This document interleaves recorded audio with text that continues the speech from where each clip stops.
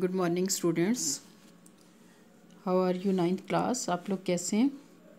अच्छा, 9th class में आपकी पाकिस्तान स्टडीज़ की टीचर मिस शाज़िया नईम बात कर रही हूँ। बेटे, हम लोग आज शुरू करेंगे पाकिस्तान की नज़रियाती असास। हमारा चैप्टर नंबर 1 हम लोगों ने आज पढ़ना है। चैप्टर नंबर 1 का नाम है पाकिस्तान की नज़रियाती असास, आइडियालॉजिकल बेसिस ऑफ पाकिस्तान। ये चैप्टर जो हम पढ़ेंगे, इस चैप्टर में हम लोग ये पढ़ने के बाद हम लोग इस चीज़ से वाकिफ़ हो सकेंगे कि नज़रिए की तारीफ़, नज़रिए के माख़ज़ और नज़रिए की अहमियत से हम लोग वाक़फ़ियत हासिल कर सकेंगे। इस बाब को पढ़ने से नज़रिया पाकिस्तान का मफ़हूम देख सकेंगे हम लोग, नज़रिया पाकिस्तान की तारीफ़ और नज़रिया पाकिस्तान के असास की वजाहत कर सकेंगे। और 1857 की जंग आज़ादी के बाद हिंदुस्तान में मुसलमानों की मुआशी महरूमी को बयान कर सकेंगे। मज़ीद ये कि हम लोग दो कौमी नज़रिए के आगाज़ और इर्तिकाज़ से आगाही हासिल कर सकेंगे। अल्लामा इकबाल और कायद आज़म के इरशादात की रोशनी में नज़रिया पाकिस्तान की वजाहत कर सकेंगे। जैसा कि आप लोग जानते हैं कि पाकिस्तान 14 अगस्त 1947 को वजूद में आया। 20वीं सदी में बहुत सी कौमों को आज़ादी नसीब हुई और कई आज़ाद और ख़ुद मुख्तार ममलकतें दुनिया के नक्शे पर उभरी। पाकिस्तान भी उनमें से एक है, लेकिन पाकिस्तान की बुनियाद बिल्कुल मुनफरिद और जुदागाना थी। बहुत से ममालिक नस्ल, ज़ुबान और इलाके की बुनियाद पर तख्लीक हुए।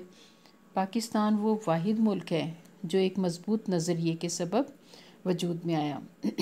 बरसग़ीर में पाकिस्तान के नाम से एक आज़ाद रियासत का क़याम 20वीं सदी का एक अहम तरीन वाक़या है। इस वाक़ये के पीछे एक मज़बूत नज़रिया कार फरमा था और पाकिस्तान के नज़रिए की बुनियाद, जो नज़रिया पीछे कार फरमा था, वो नज़रिया दीन इस्लाम है, जो मुसलमानों की ज़िंदगी के तमाम शोबों में रहनुमाई करता है। इस्लामी निज़ाम हयात इंसानी ज़िंदगी के तमाम पहलुओं का अहाता करता है। वो तमाम पहलू खा माशरती हों, इखलाकी हों, सियासी, मजहबी और माशरती शोबों से ताल्लुक़ रखते हों, उन तमाम शोबों के हवाले से बुनियादी असूलों का हामिल है। इस्लामी निज़ाम कुरान पाक और हुज़ूर अकरम सल्लल्लाहु अलैहि वसल्लम की सुन्नत और अहादीस पर मबनी है। यही निज़ाम पाकिस्तान की बुनियाद करार पाया। अब हम सबसे पहले 9th क्लास देखेंगे, नज़रिया किसे कहते हैं, आइडियालॉजी से क्या मुराद है। अगर आपको शॉर्ट क्वेश्चन आए, नज़रिए से क्या मुराद है, नज़रिए का मफ़हूम बयान करें, नज़रिए की तारीफ़ बयान करें, तो हम लोग देखेंगे कि लफ्ज़ नज़रिए को अंग्रेज़ी ज़ुबान में आइडियालॉजी कहा जाता है। नज़रिए से मुराद ऐसा ज़ाब्ता या प्रोग्राम है जिसकी बुनियाद फ़लसफ़ा व तफ़क्कुर पर रखी गई हो और इंसानी ज़िंदगी के मुख्तलिफ़ पहलुओं, मसलन सियासी, माशरती और तहज़ीबी मसाइल के हल के लिए कोई मंसूबा बनाया गया हो। वर्ल्ड इंसाइक्लोपीडिया की तारीफ़ की रूह से नज़रिए की तारीफ़ की गई है कि नज़रिया सियासी और तमदनी असूलों का मजमूआ है जिस पर किसी कौम या तहज़ीब की बुनियादें उस्तवार होती हैं। डॉक्टर जॉर्ज ब्रास के अल्फाज में नज़रिए की तारीफ़ की गई है, आम ज़िंदगी का ज़ाब्ता या कोई प्रोग्राम जिसकी बुनियाद फ़िक्र व फ़लसफ़ा पर उस्तवार हो, आइडियालॉजी कहलाता है।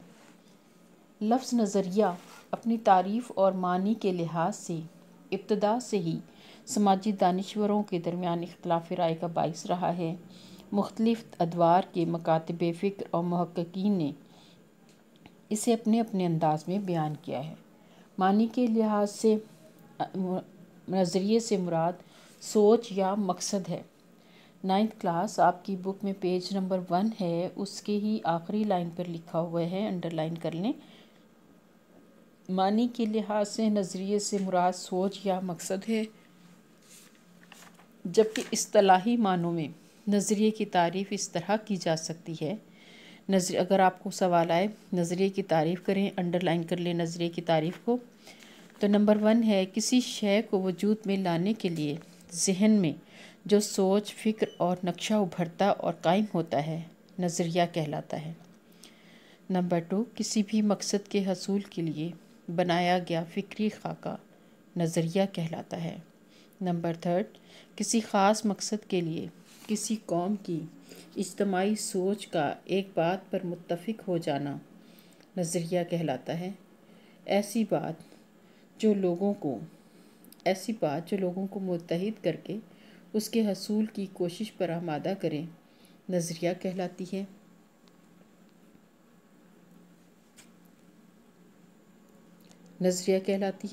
نظریے سے مراد ایسا ضابطہ یا پروگرام ہے جس کی بنیاد فلسفہ و تفکر پر رکھی گئی ہو اور انسانی زندگی کے مختلف پہلوؤں مثلاً سیاسی، معاشرتی اور تہذیبی مسائل کے حل کے لیے کوئی لائحہ عمل بنایا گیا ہو۔ اب ہم دیکھیں گے 9th کلاس نظریے کی ڈیفینیشن کے بعد، نظریے کی تعریف کے بعد ہم دیکھیں گے سگنیفیکینس آف آئیڈیالوجی یعنی امپورٹینس آف آئیڈیالوجی، نظریے کی اہمیت کیا ہے۔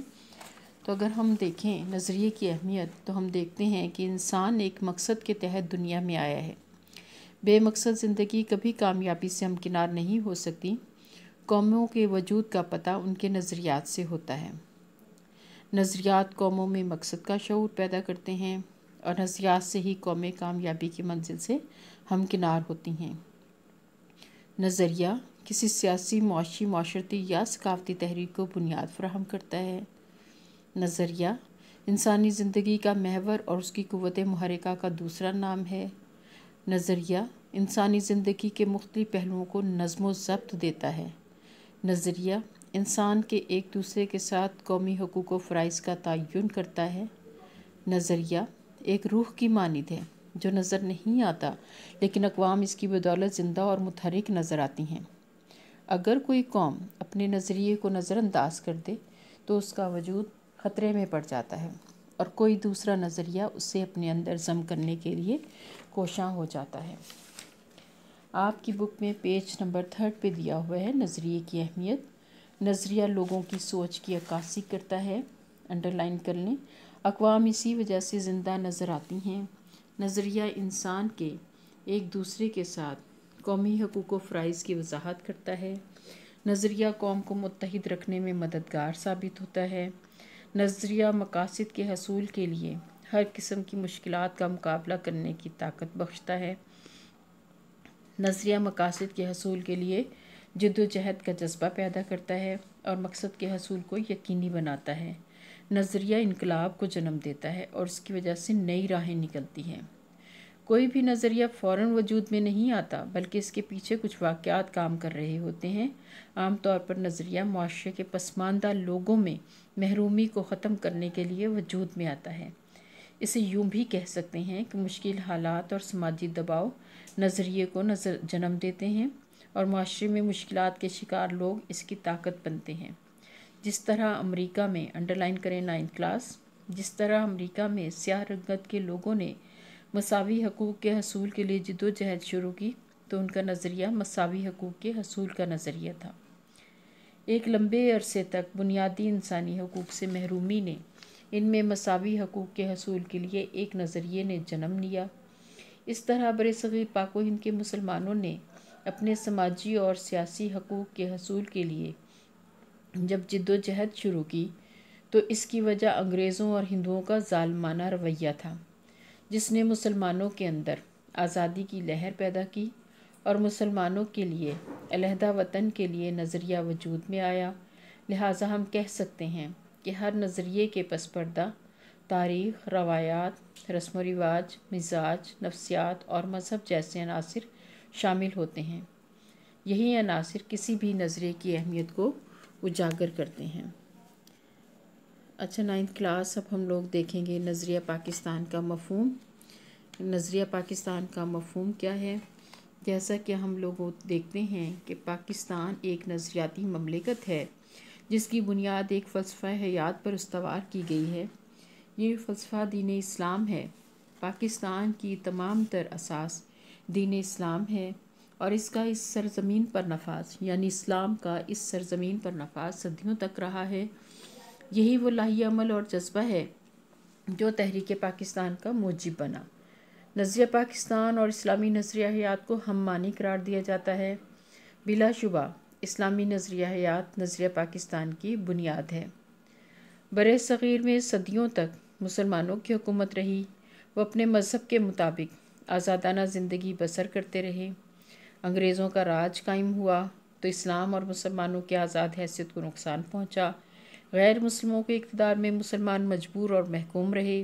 جب انگریز کا راج ختم ہونے لگا تو صاف نظر آ رہا تھا کہ برِ صغیر پر ہندو اکثریت کی حکومت قائم ہو جائے گی اور مسلمان انگریزوں کی عارضی غلامی سے نجات پا کر ہندوؤں کی دائمی غلامی کا شکار ہو جائیں گے۔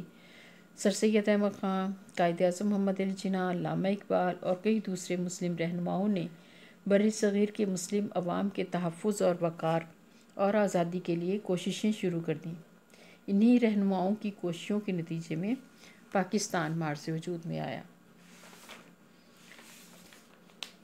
اسلامی نظریہ حیات نظریہ پاکستان کی بنیاد ہے۔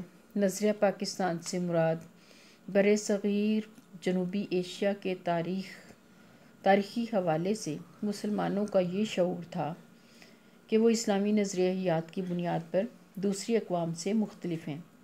ایک موقع پر قائد اعظم محمد علی جناح نے فرمایا تھا کہ پاکستان تو اسی روز وجود میں آ گیا تھا جب برِ صغیر کا پہلا ہندو مسلمان ہوا تھا۔ نظریے کی تعریف کی روشنی میں نظریہ پاکستان وہ لاہی عمل تھا جس کی بنیاد ایک خاص نظریہ یعنی اسلام پر رکھی گئی تھی، جس کو واضح کرنے کا مقصد اسلام کو ایک تاریخی، ثقافتی، تمدنی، سیاسی اور معاشی نظام کے طور پر نافذ کرنا تھا۔ پاکستان کا قیام ایک نظریے کے تحت وجود میں آیا، عمل میں آیا، جو نظریہ پاکستان کہلاتا ہے۔ نظریہ پاکستان کی حیثیت پاکستان کے وجود میں روح کی طرح ہے، جس کے بغیر پاکستان کے قیام کا کوئی تصور نہیں کیا جا سکتا۔ تحریک پاکستان کے دوران مسلمانان ہند نے شعوری طور پر ایک نظریے کے تحت آزاد مسلمان مملکت کے قیام کی جدوجہد کی۔ اب ہم دیکھتے ہیں نظریہ پاکستان کی تعریف۔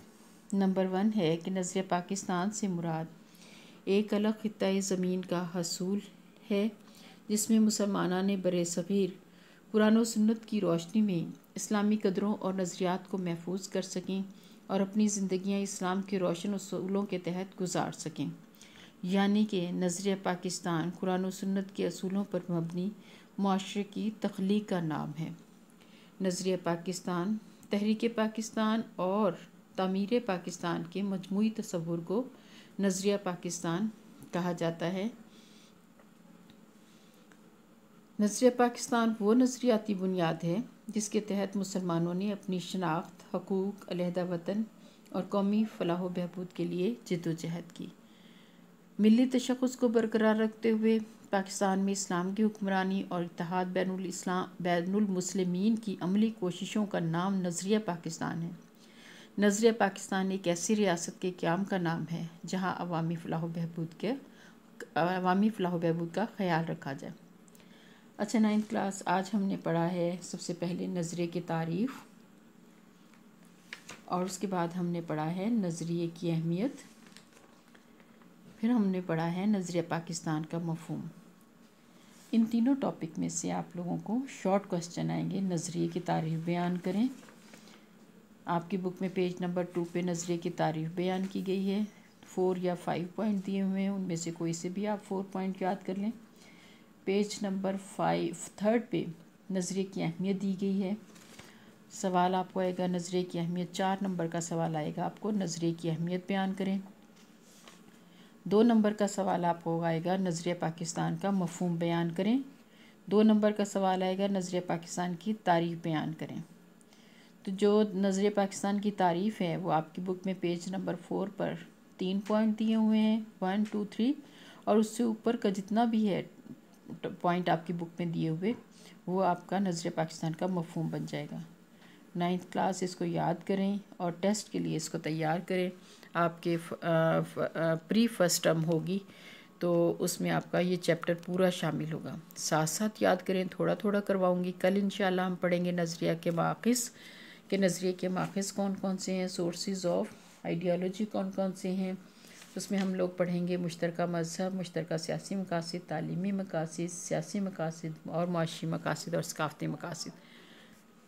اچھا 9th کلاس، اس کو یاد کریں، یاد کرنے کے بعد لکھیں اور اپنی اٹینڈنس جو ہے وہ ضرور شو کریں کہ آپ لوگوں نے یہ لیکچر لے لیا ہے۔ تھینک یو، اللہ حافظ۔